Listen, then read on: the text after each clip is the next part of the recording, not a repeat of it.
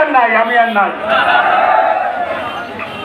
শুনুন, বাংলাদেশের এই দেশ সরকার আসছে অথবা আগামী দিনে সরকার আসবে, এই সরকারকে আপনারা মুক্তিযুদ্ধের পরের সময় যে সরকার মনে করেন এইটা ভুল করবেন।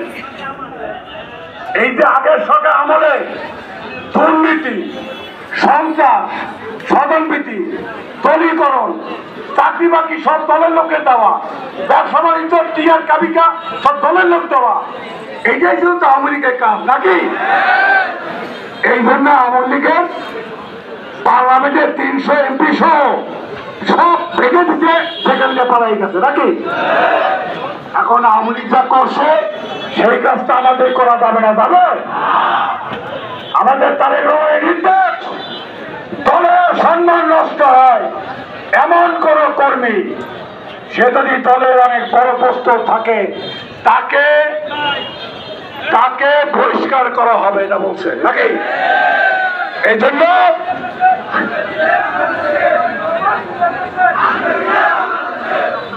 শুনুন, বিলুপ্ত সবই যাবে।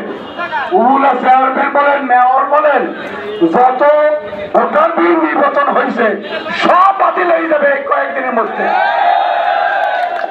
তারপরে একটু দেশটাকে সাইজ কইরা, সাইজ তো বুঝেন, দলের মধ্যে সরকারের মধ্যে দালাল আছে না, দুর্নীতিবাদ আছে না, এই দুর্নীতিবাদ দালাল একটু সাইজ টেস্ট কইরা সব জেলে ঢুকাইয়া একটা নিরপেক্ষ নির্বাচন বাংলাদেশে হবে নাকি?